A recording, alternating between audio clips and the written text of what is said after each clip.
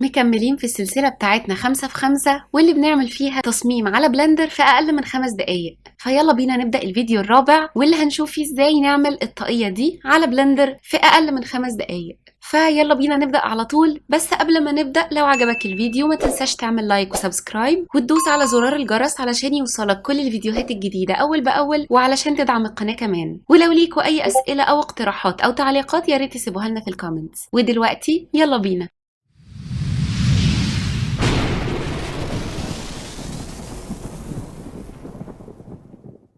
اول حاجه هنعملها المره دي ان احنا هنمسح النور والكيوب، فهنعمل اكس وديليت.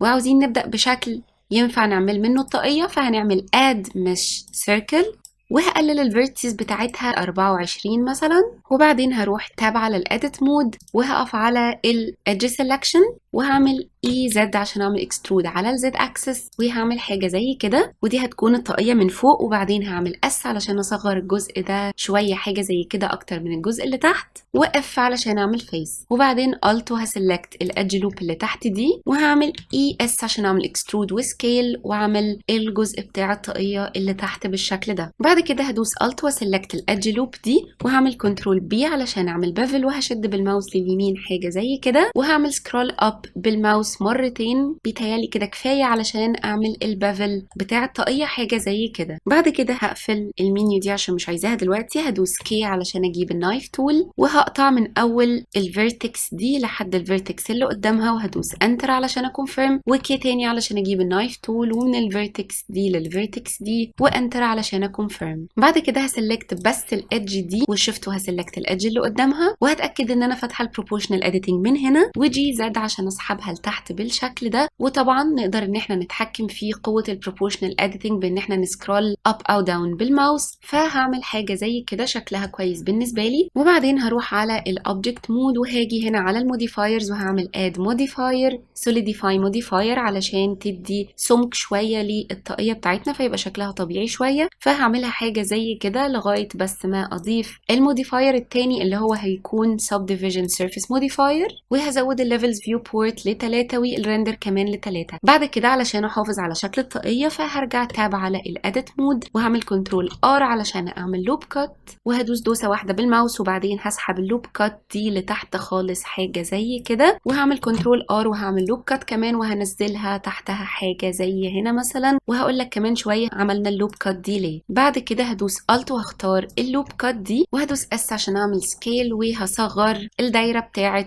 البروبورشنال اديتنج خالص، وهبدا اسحب لجوه واتحكم في الدايره. هصغرها خالص حاجه زي كده. خلينا نغير المات كاب من هنا. هدوس على السهم الصغير ده وهختار المات كاب وهغيره من هنا، وده وانا واقفه على السوليد مود. فانا عملت سكيل للادج لوب دي علشان بس اعمل الطرف بتاع الطاقيه بالشكل ده. بعد كده هرجع تاب على الاديت مود وهسلكت التو ادجز دول وهسلكت التو ادجز اللي قصادهم من الناحيه التانيه. هعمل جي زد علشان اعمل ميل بس للطاقيه، وطبعا هسكرول داون بالماوس علشان اتحكم في قوه البروبورشنال اديتنج.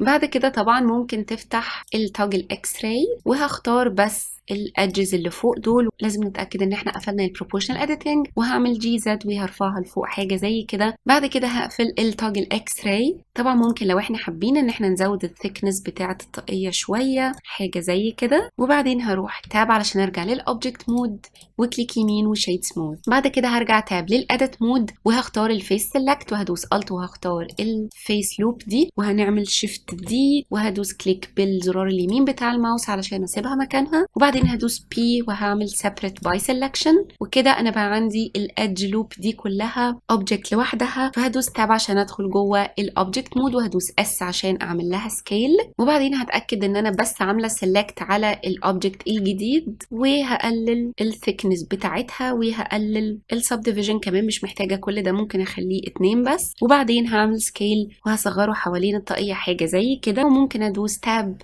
واروح للادج سيلكت واعمل الت واختار بس الادج لوب دي واعمل جي زد علشان اعرض الجزء ده شويه حاجه زي كده. وممكن اعمل اس واعمل له سكيل شويه حاجه زي كده، وممكن كمان اعمل جي زد وارفعه لفوق شويه، وبكده بقى عندي شكل الطاقيه حاجه زي كده. وبعدين طبعا نفس الكلام ممكن اعمل اد مش بلين علشان اشوف الشكل النهائي عندي عامل ازاي، وممكن اربط الاتنين دول مع بعض. فهعمل سيلكت على دي ودي وهعمل بي وهعمل كنترول بي وسيت بارنت تو اوبجكت وبعدين جي زد وهرفعها فوق الارض حاجه زي كده. وممكن اروح على الرندر بريفيو وهعمل اد لايت اريا لايت وجي زد وهرفع النور لفوق واس عشان اعمل سكيل، وهزود الباور بتاعتها حاجه زي 200 مثلا، وهختار اللون اللي انا عاوزاه للطاقيه على هافان مثلا حاجه زي كده. وممكن الشريطه دي اخليها بيضه زي ما هي او ممكن اخليها سودا، ازود الرفنس بتاعتها علشان تبقى عامله زي ما تكون ماتيريال قطيفه او كده. فبس كده، يا رب يكون الفيديو عجبك ويا رب يكون كان مفيد ليك. لو عجبك الفيديو ما تنساش تعمل لايك وسبسكرايب وتدوس على زرار الجرس علشان يوصلك كل الفيديوهات الجديده اول باول، وعلشان تدعم القناه كمان. ولو ليكوا اي اسئله او اقتراحات او تعليقات يا ريت تسيبوها لنا في الكومنتس، واشوفكم في الفيديو اللي جاي ان شاء الله.